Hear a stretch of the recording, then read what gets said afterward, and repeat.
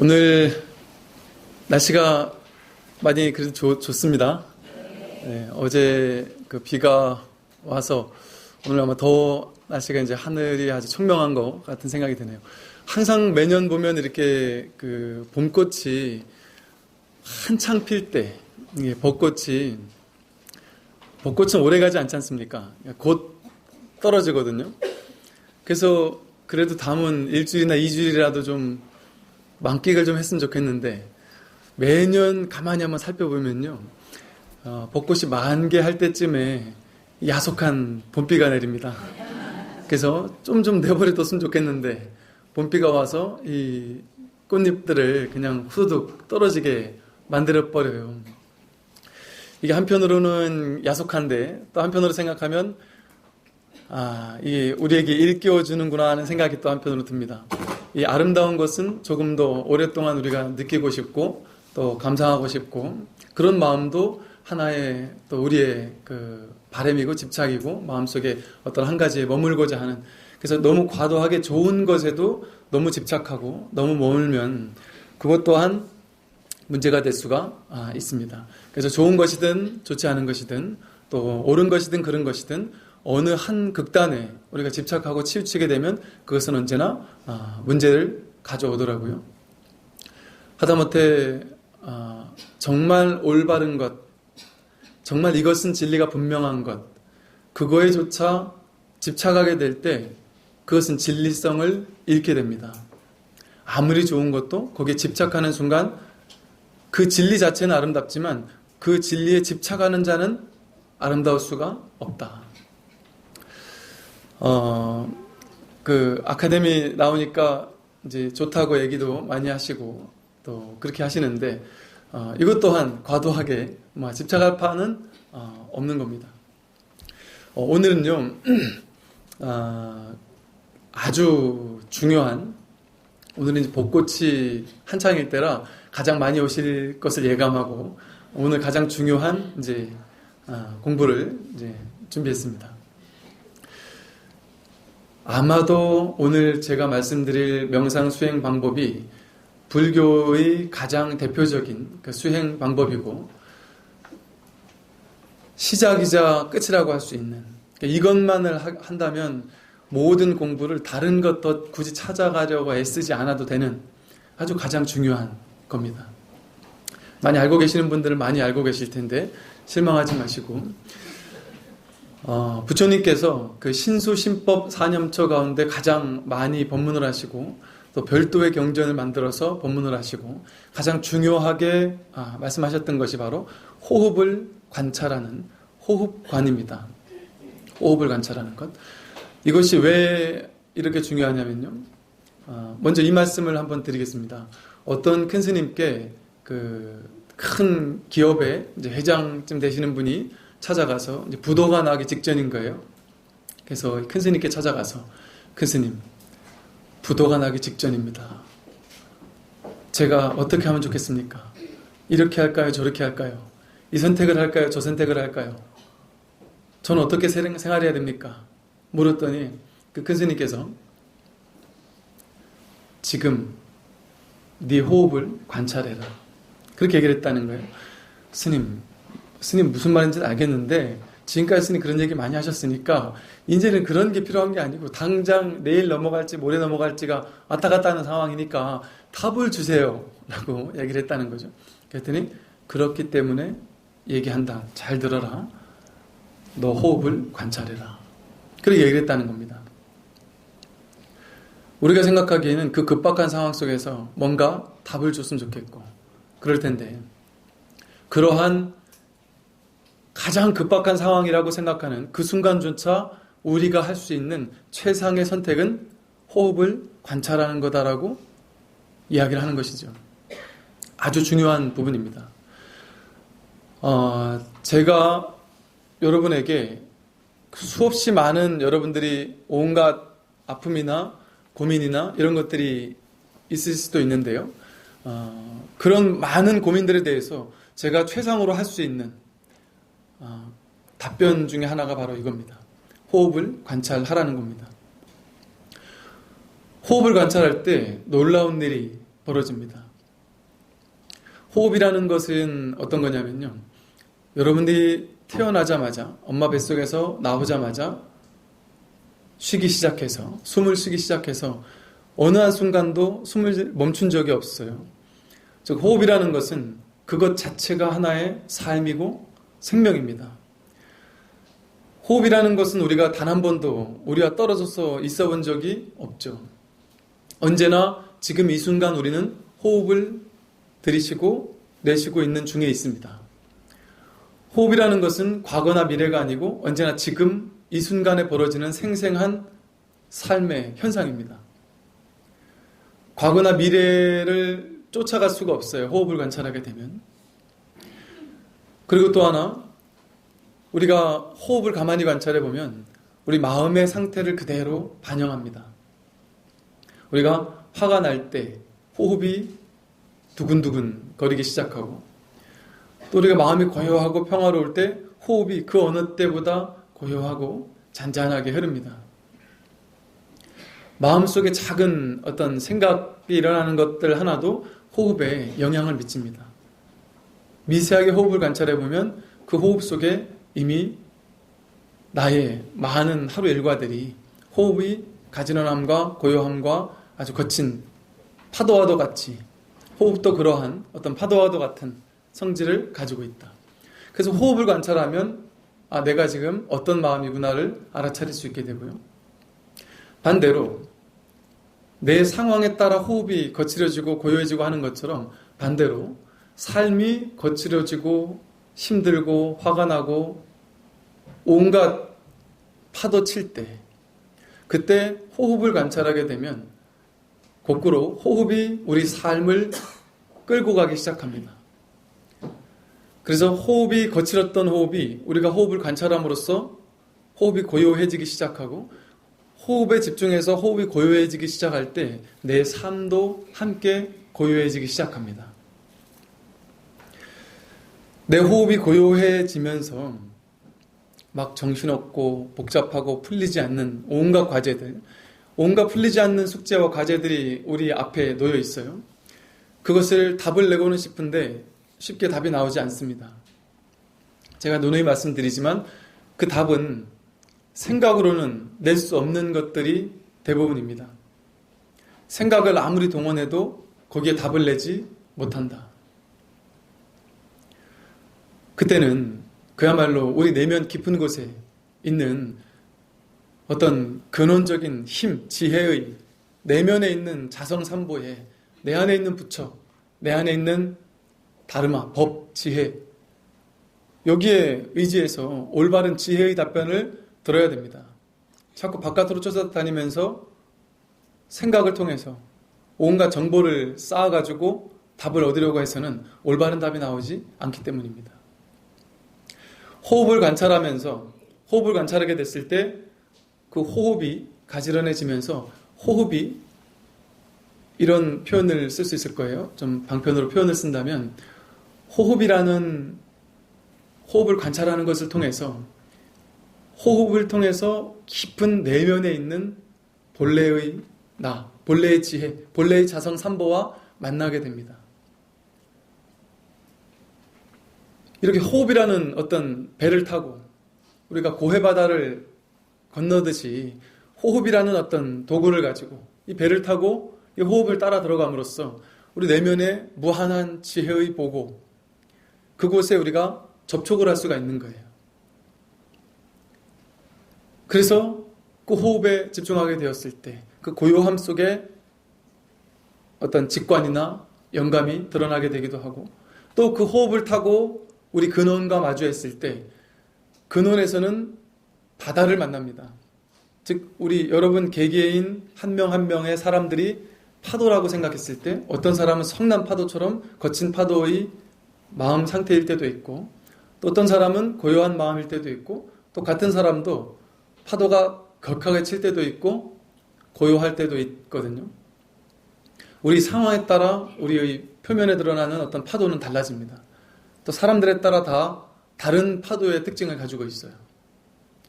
그런데 그 파도는 이렇게 주변 상황에 따라서 비바람이 불고 폭풍우가 치면 파도도 같이 거칠어지고, 해가 뜨고 고요할 때는 파도도 같이 잔잔해지지 않습니까? 그런데 그 밑에 바다는 언제나 고요하고 언제나 한결같다. 그 겉에 파도의 모습을, 다양한 모습을 띠기는 할지언정 그 내면에는 심연으로 들어가면 언제나 고요함을 잃지 않는 그 근원이 있습니다. 너의 파도가 있고 나의 파도가 있지만 그 바다로 들어가면 너와 내가 둘이 아니에요. 언제나 둘이 아니게 함께 하나로 있습니다. 그래서 우리가 이 호흡이라는 것을 통해서 바다 내면 깊은 심연으로 들어가게 되면 거기에서 무엇을 만나느냐 하면 내 내면에 있는 자성삼보도 만나지만 내 안에 있는 부처, 법, 수행자의 마음도 만나지만 그 안에서 너와 내가 둘이 아닌 우주 법계와 내가 둘이 아닌 법신 부처님을 만나게 된다.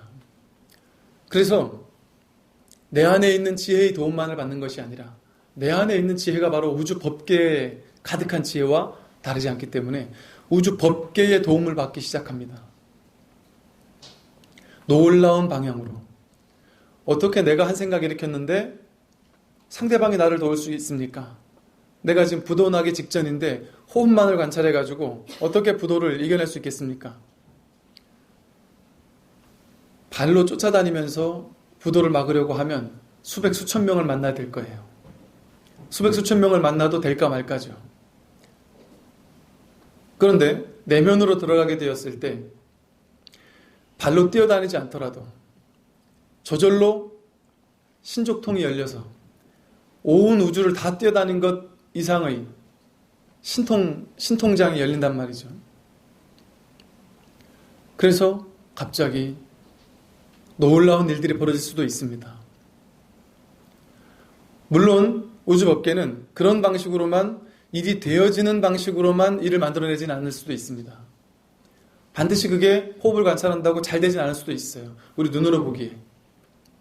그런데 이 우주법계에는 눈으로 보기에 성공 실패라고 느끼는 그러한 비좁은 인식에 갇혀있는 판단을 내리지 않기 때문에 겉으로 봤을 때는 실패라고 느껴질지 모르겠지만 더 큰 의미에서 언제나 성공할 수 있는 방법만을 우리에게 보내줍니다.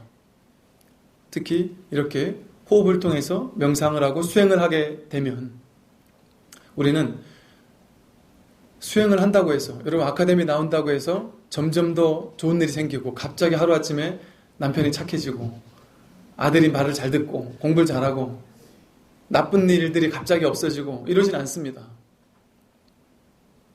그런데 우리가 명상을 하고 공부를 하게 되었을 때 더 큰 차원에서 언제나 우주법계가 나를 돕는다라는 것을 깨닫게 될 수 있고 또 더 신속하게 내가 받아야 될, 내가 이 생에 감당함으로써 깨달아야 될 많은 일들을 명상을 통해서 먼저 깨쳤기 때문에 먼저 깨달았기 때문에 이 사람은 고통을 통해 깨닫지 않아도 되는 겁니다.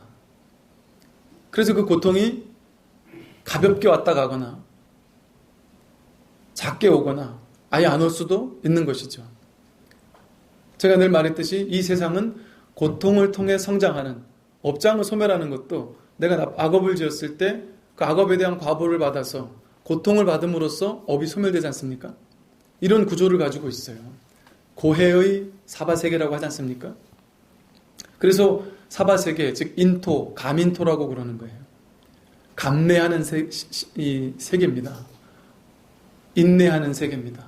그 고통을 인내함으로써 깨달아갈 수 있는 세계다. 그런데 그 고통이 필수적인 것은 아니다.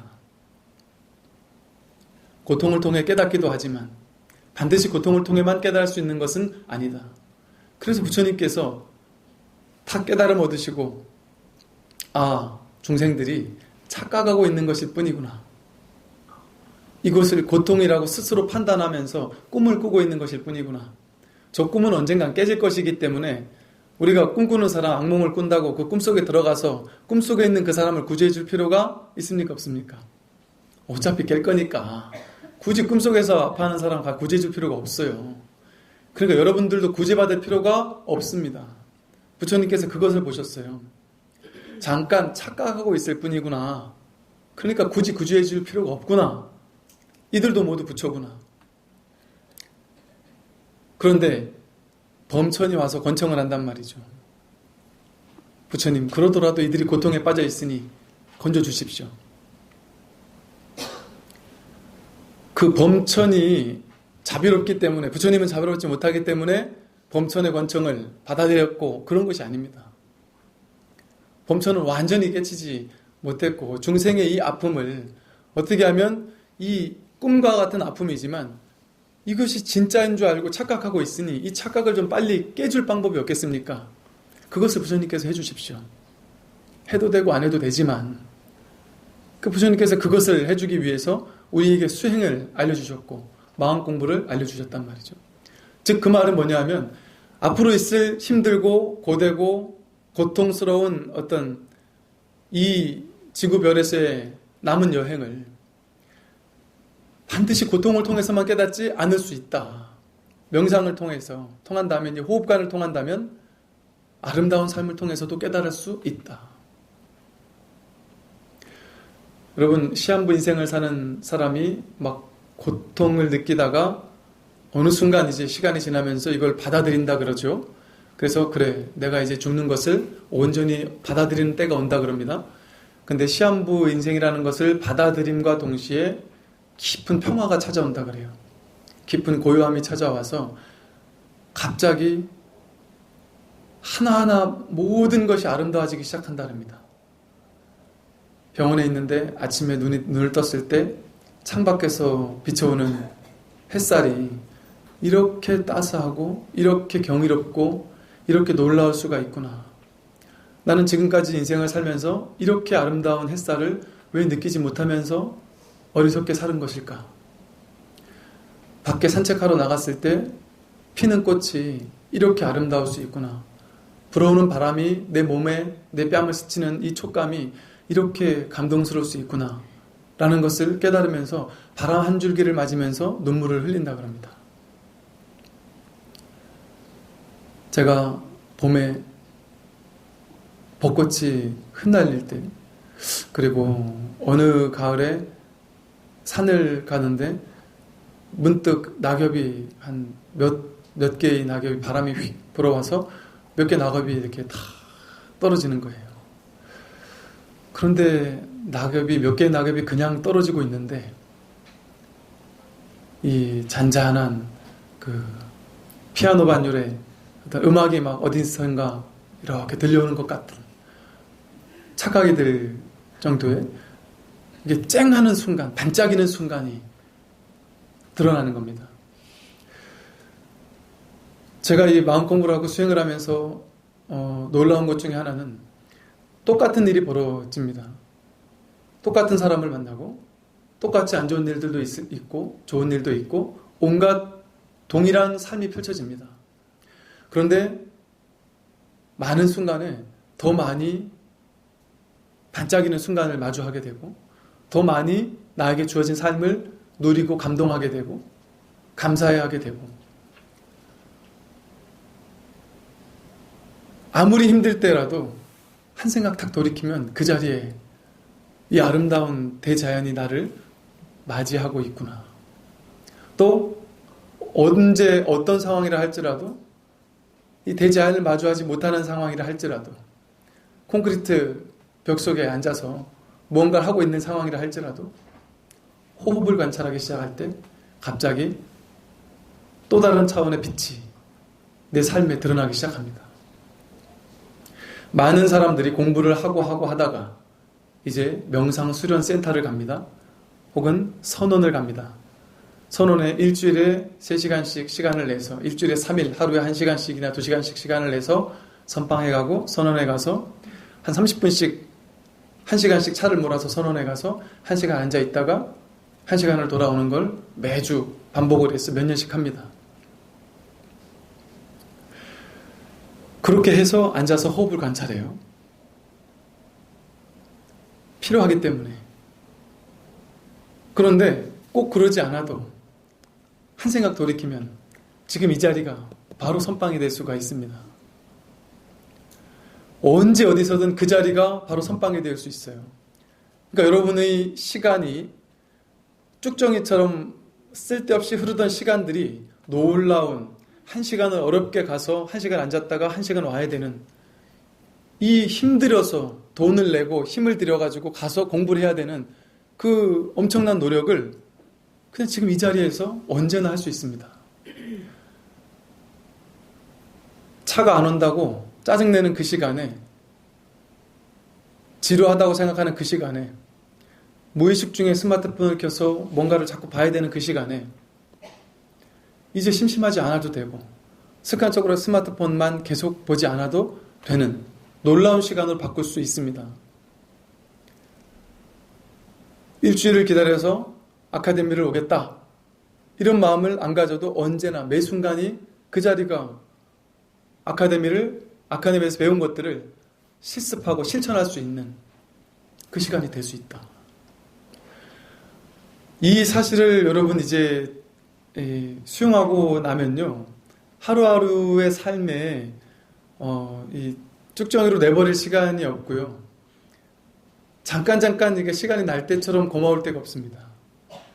차를 타고 운전하고 가는 동안은 빨리 도착해야 된다고 생각하지만 가는 동안 호흡을 관찰하면서 갈 수 있습니다. 지금 나에게 어떤 일이 벌어지는지를 분명히 알면서 갈 수가 있고, 그것은 곧 내 내면에 있는 근원의 자리와 연결과 소통을 가능하게 해주게 되고, 어떤 중요한 사업 파트너를 만나러 간다? 그때 최고의 방법은 내 호흡을 관찰함으로써 그 사업 파트너의 마음에, 그 사업 파트너의 마음속에 직관을 일으키게 할 수 있어요. 이 사람과의 거래가 성사될 수 있게 그 사람의 마음을 놀랍게 바꿀 수도 있습니다.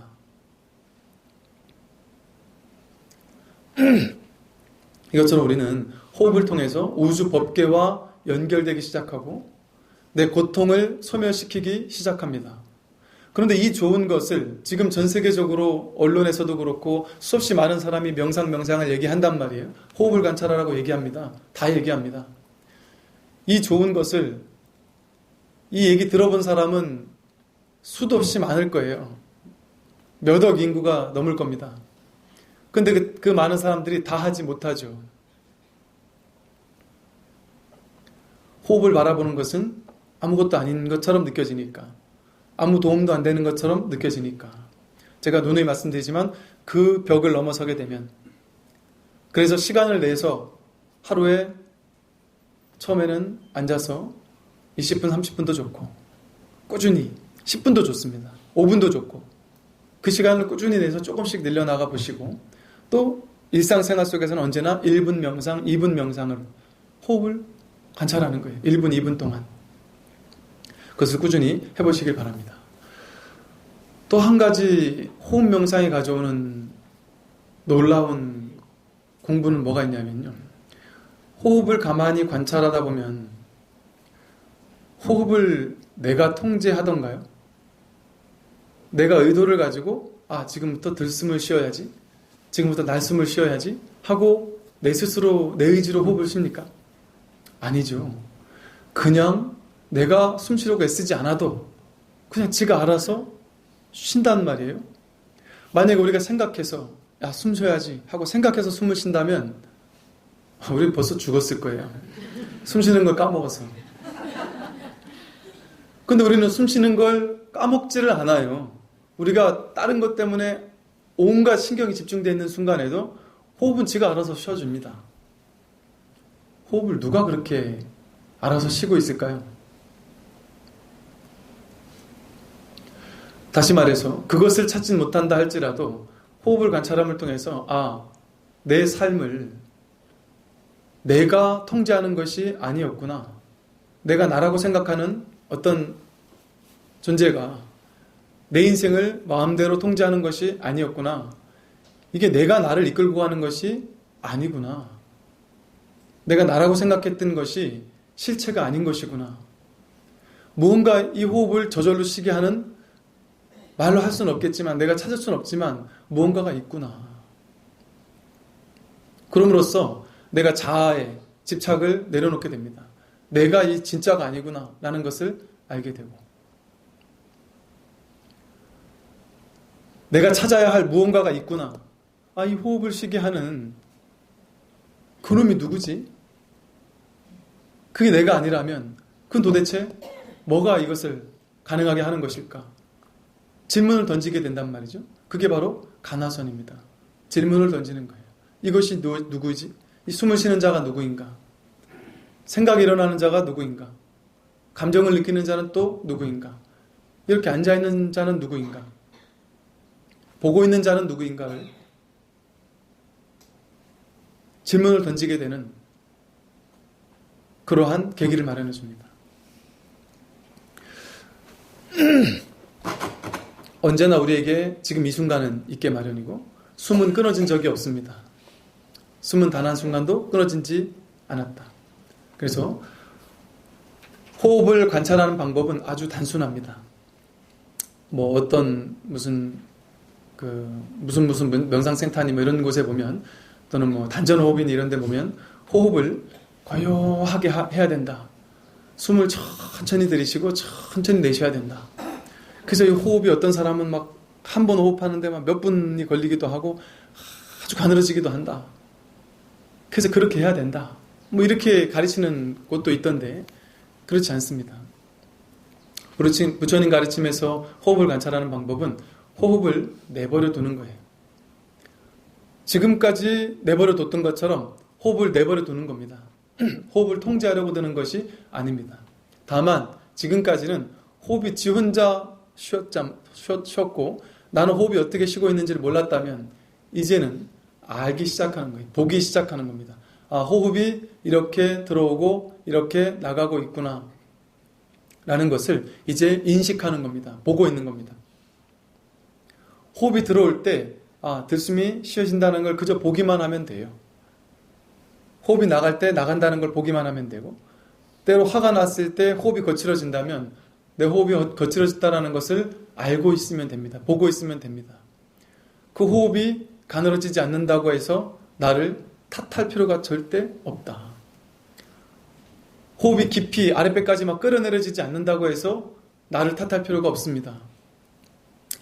호흡이 얕게 위에서만, 가슴에서만 얕은 호흡만 쉬어진다.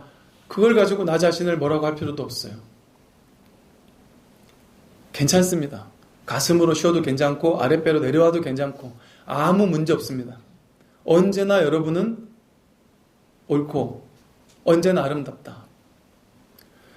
여러분이 화를 낼 때도, 짜증을 낼 때도, 과거에 아무리 큰 잘못을 지었더라도 지금 이 순간에 여러분은 아름답습니다. 아무런 죄가 없습니다. 과거에 최악의 죄를 지은 것이 있다. 그것은 이미 지나간 공허한 과거의 일입니다. 그것은 과거의 의식에서 벌어진 일입니다. 지금의 의식은 과거의 의식과 전혀 같지 않다라는 게 부처님의 말씀이에요. 재행무상으로 모든 건 변합니다. 여러분이 만약에 과거의 의식에 얽매여서 죄의식에 사로잡혀 있다면 그것은 과거로 회귀하는 거고, 거기에 사로잡혀서 지금 이 순간을 허비해버리는 거예요. 강력한 힘의 원천인 과거에 이미 지나간 의식의 수준, 그 수준에서는 그렇게 죄를 지을 수밖에 없었을지 몰라요. 근데 그것은 내가 아닙니다. 그것은 지금의 여러분이 아닙니다. 그거는 옛날에 어떤 이가 그런 일이 있었구나 하고 바라보면 됩니다. 진정한 참회가 바로 이거예요. 그렇다고 참회하지 말라는 얘기가 아니죠. 참회하되 지금 이 순간은 전혀 다른 의식입니다. 여러분은 전혀 다른 존재고, 전혀 다른 밀입자고, 전혀 다른 세포를 가지고 지금 이 자리에 있다. 영화 한 편 본 것처럼, 여러분의 과거의 잘못도 영화 한 편 본 것처럼 가볍게 넘길 수 있어야 됩니다.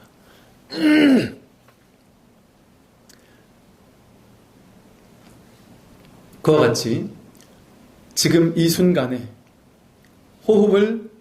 이 순간의 호흡만을 관찰하되 호흡이 잘 알아차려지지 않는다, 상관없습니다. 오늘 내가 호흡을 좀 오래 봤어야 되는데 오래 못 봤다, 탓할 필요 없다. 그 전에 한 번도 안 봤는데요.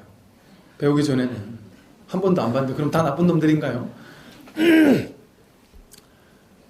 야, 오늘 내가 난 왜 이렇게 미련하지? 난 왜 이렇게 호흡을 10번밖에 못 봤어? 평생 한 번도 안 보다가 지금 이제 비로소 10번씩이나 본 겁니다. 그러니까 평생 동안 안 하던 것을 이제 하기 시작하는 겁니다. 그러니까 우리는 언제나 성공할 수밖에 없어요. 우리의 모든 노력은 언제나 성공입니다. 남들과 비교하는 건 최악의 어리석음이에요. 부처님께 정말 하지 말라고 했던, 남들은 호흡 관찰을 이렇게 잘하는데 난 왜 이렇게 호흡 관찰을 못하지? 남들 호흡 관찰하는 걸 들어가 봤습니까? 남들과 비교할 필요가 전혀 없습니다. 그냥 내 호흡을 보면 된다. 그래서요, 너무 막 애쓰고 집착해서 막 기를 쓰고 보려고 할 필요 없어요. 여러분 이거 죽별 한번 보세요. 지금 봤을 때 힘들었습니까? 그냥 보잖아요. 그냥 보는 거죠. 그냥 보지 이게 뭐 힘들 게 뭐가 있습니까? 이렇게 봐야 됩니다. 그냥 봐야 돼요. 기를 쓰고 보면 안 됩니다. 여러분 명상하고 수행하는 사람들이 이게 상기병이 자꾸 오는 이유가 기를 쓰고 집착해서 수행을 해요. 바라면서 수행을 하고, 뭔가 이것을 하면 뭔가가 확 열릴 거야. 뭔가 이걸 하면 뭔가 영감이 팍 떠오를 거야. 뭔가 우주 법계와 나와 둘이 아닌 뭔가 하나가 되는 것을 체험할 거야. 이런 마음을 가지고 하면 집착하게 되고, 뭔가 바라게 되고, 집착하고 바라면 기를 쓰고 하게 돼요. 수행은 그렇게 심각한 게 아닙니다. 여러분들 지금까지 중도적이지 못한, 부처님께서 중도를 말씀하시면서 고행주의를 배격하셨지 않습니까? 고행하면서 2시간, 3시간, 10시간 앉아있지 말라고 하셨단 말이에요. 놀이하듯 할 수 있습니다. 수행은 그렇게 심각한 게 아닙니다. 여러분이 생각하는 것처럼 엄청난 근기가 있는 사람만 할 수 있는 게 아니다. 여러분도 할 수 있다. 즐겁게 재밌게 할 수 있어요. 유쾌하게 할 수 있습니다. 호흡을 바라보는 게 뭐 그렇게 대단한 근기의 사람만 할 수 있습니까? 호흡을 바라보는데 뭐 그렇게 엄청난 것이 필요하겠어요. 그냥 호흡을 쉬고 있구나 라는 것을 모르고 살다가 내가 지금 이 순간 호흡을 쉬고 있구나. 지금의 호흡은 조금 부드러워졌구나. 조금 거칠구나. 그냥 보는 겁니다. 호흡을 보게 되면 저절로 호흡에 집중하니까 생각이 놓여지겠죠. 생각과 망상이 놓여집니다. 근데 호흡에 집중하다 보면 다시 생각과 망상이 100% 들어옵니다. 그럴 때도 마찬가지로 탓할 필요가 없다. 당연한 거니까. 왔구나 하고 반갑게 웃어주는 거예요. 너 또 왔지? 너야 항상 그렇게 왔으니까 그거 탓할 필요 없는 거예요. 그게 그 친구의 속성인 겁니다. 생각은 언제나 그렇게 그냥 언제나 불쑥불쑥 뜬금없이 찾아오는 겁니다. 너가 찾아왔구나 하고 알아차리면 됩니다. 그리고 다시 호흡으로 돌아가면 된다. 우리가 해야 될 것은 호흡으로 돌아가는 연습. 어디 보니까, 어떤 책에 보니까 96%의 생각은 다 쓸모없는 생각이다. 전혀 바꿀 수도 없는 생각이다. 계획한다고 해서 그 계획이 생각대로 되는 게 아니지 않습니까? 계획해서 그 생각, 그 일을 추진하는 것보다 그 순간에 즉해서 하는 게 더 나을 수도 있습니다. 제가 어디서 아주 훌륭하신 분들이 모여서 사회 저명하신 분들이 모여가지고 엄청난 무슨 강의료를 준다고 하면서 그 아주 귀한 시간에 와서 이걸 아주 감동 있게 해주십시오. 이렇게 얘기를 해서 전에 갔었을 때, 이거 잘해야 되겠구나. 이분들이 이 귀한 시간을 내 얘기를 들으려고 왔고, 이렇게 엄청난 뭔가 그걸 가지고 왔는데, 정말 잘해야 되는데, 이런 마음을 가지니까, 도대체 맨날 하던 얘기를 하면 될 텐데, 뭔 얘기를 해줘야 될지를 모르겠는 거예요.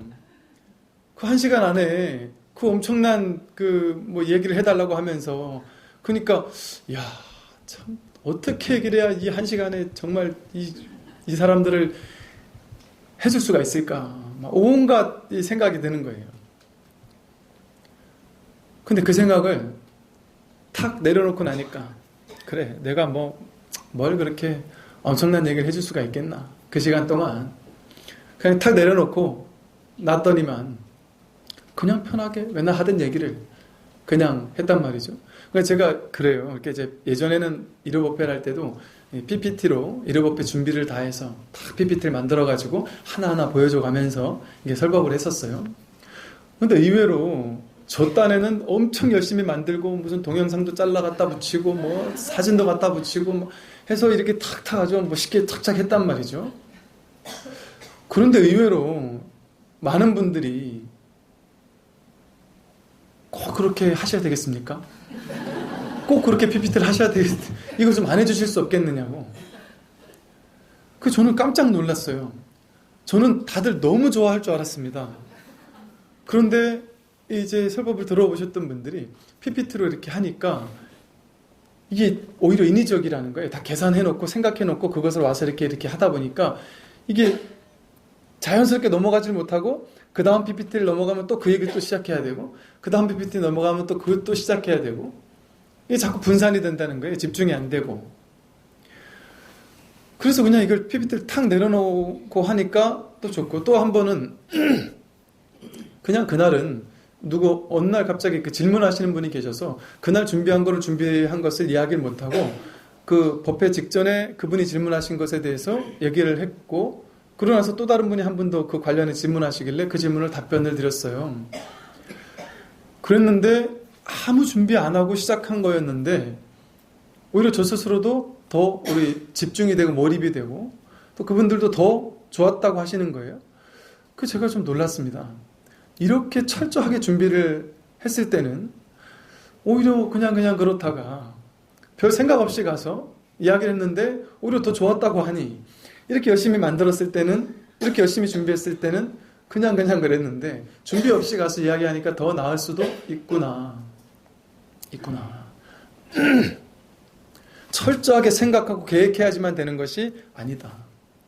그래서 철저하게 생각하고 계획하는 대신 그 시간을 조금 더 많이 호흡을 관찰하는 데 한번 투자해 보세요. 그렇게 되면 놀라운 일들이 벌어질 수 있습니다. 어디 가서 뭘 발표를 하더라도 계획해서 발표한 것보다 갑자기 그 시간에 몰입이 돼버리면 그 시간에 갑자기 번뜩이는 아이디어가 탁 나타나서 갑자기 그 얘기를 발표를 하게 됐다가 그것이 주목받아서 갑자기 이렇게 인정을 받고 이런 일이 많습니다. 회사 같은 데서 그런 일들 많다 그래요. 어떤 프레젠테이션 자기가 중요한 발표를 해야 되는데 발표를 계획할 때까지만 해도 번뜩이는 아이디어가 생각이 안 났던 거예요.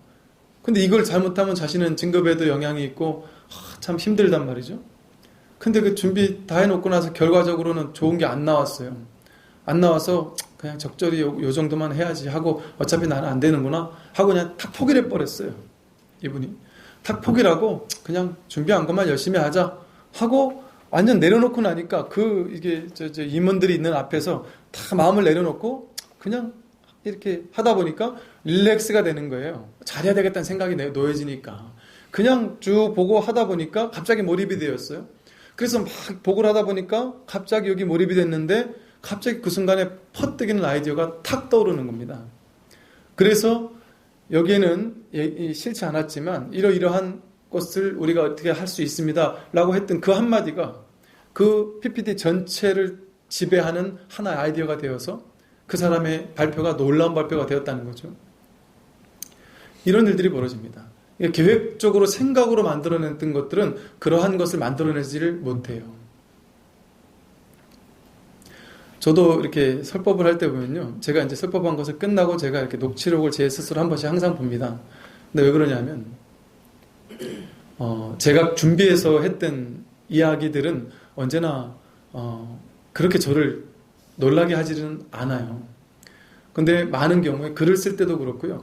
어떤 분들이 질문을 해서 거기 답변에 대한 글을 쓸 때는 그 질문에 답이 탁 떠올라가지고 질문을 항상 하는 것은 아닙니다. 어떤 질문이 왔는데 막막할 때가 많죠. 저 스스로도. 그런데 일단 할 수 있는 답변부터 시작을 하다 보면 몰입이 되어서 그냥 저절로 답이 나오는데 나중에 제 스스로 읽어보면 내 생각으로서는 만들어낼 수 없는 답인데 어떻게 이 답을 했지? 하는 때가 항상 대부분 많습니다. 이것은 제가 하는 것이 아니기 때문에 그래요. 제 생각만이 제 생각의 전부가 아니기 때문에 그래요. 제 안에 무한한 창고가 있기 때문에, 무한한 다르마의 보고, 불법성 삼보라는 자성 삼보가 내 안에 있기 때문에, 그 다르마의 보고에서 우리가 어느 한 가지에 몰입되었을 때 즉각적으로 그 답을 만들어주기 때문에 그렇습니다. 저만 그런 것이 아니라 여러분이 호흡을 관찰하고 집중함으로써 어떤 한 가지에 몰입하게 된다면 그것을 일상적으로 꺼내어 쓸 수 있게 됩니다. 일상적으로 꺼내어 쓸 수 있게 됩니다. 제가 이렇게 쓴 글을 보고 나중에 제가 이렇게, 죄송합니다. 재수없게 해서. 제가 쓴 글인데 제가 나중에 깜짝 놀라요. 내가 어떻게 이런 글을 썼지?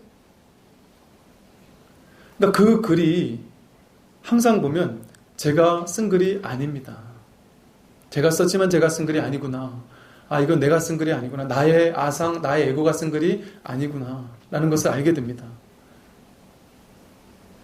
그러니 그 내가 잘했다고 할 게 아무것도 없고, 그냥 이것이 바로 근원에서 나오는 것이구나.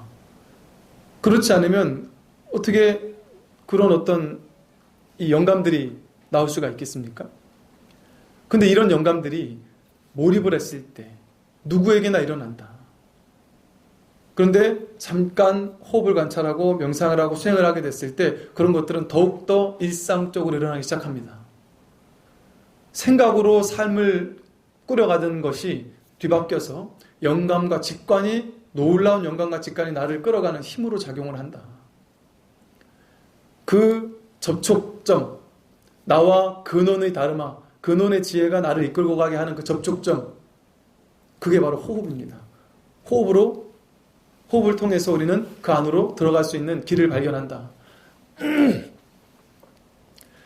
그래서 호흡을 관찰하시되 들어올 때 호흡이 들어오는구나, 나갈 때 나가는구나 하고 그냥 있는 그대로 지켜볼 수 있는지. 즉, 여러분 하늘을 보면 구름이 떠가죠.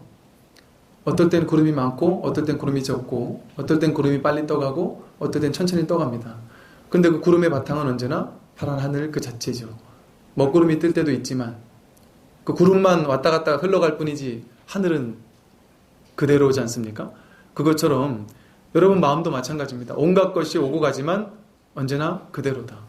우리가 이렇게 하늘을 바라보고 구름을 바라보듯이 여러분이 호흡을 관찰하다가 잡념이 일어난다면 웃으면서 그 구름을 관찰하는 것처럼 그 하나의 구름이라고 생각하고 그저 이렇게 관찰해 주세요. 그러면 관찰함과 동시에 그 잡생각은 저절로 사라집니다. 그러면 다시 호흡을 돌아와서 호흡을 관찰하는 겁니다. 호흡을 알아차리는 겁니다. 그래서 내가 내 호흡이 들어오고 나간다는 것을 어떻게 관찰할 수 있는지 한번 오늘은 있는 그대로의 호흡을 그저 내가 들어올 때 나갈 때 관찰할 수 있는지를 먼저 한번 경험해 보겠습니다. 그리고 제가 다음 시간부터는 조금 더 세밀하게 관찰할 수 있는, 조금 더 쉽게 관찰할 수 있는 방법들도 한번 알려드리겠어요. 근데 호흡을 관찰하는 것이 어떤 것인지를 오늘 한번 경험해 보겠습니다. 예, 우리 자선 자세를 하고 앉으시고요. 이 반가부자가 만약에 어려우신 분들은요, 이렇게 한쪽 발을 다른 발 허벅지 위로 올리는 게 좀 어려우신 분은 한쪽 발을 허벅지 밑으로 내려서 이렇게 바닥에 놓으셔도 괜찮습니다. 평자도 괜찮다. 그래서 평자나 반가부자나 결가부자 중에 한 가지를 이렇게 취하시고요. 죽비를 3번 치면 오늘은 내가 호흡을 관찰한다라는 것이 어떤 것인지를 먼저 한번 잘 모르는 상황에서 한번 자신의 호흡을 관찰해 보겠습니다. 호흡을 관찰하다 잡생각이, 잡념이 일어나면 일어났다고 알아차리고 다시 호흡으로 돌아가는 연습입니다. 네, 지금부터 죽빗소리 맞춰서 호흡을 한번 관찰해 보겠습니다.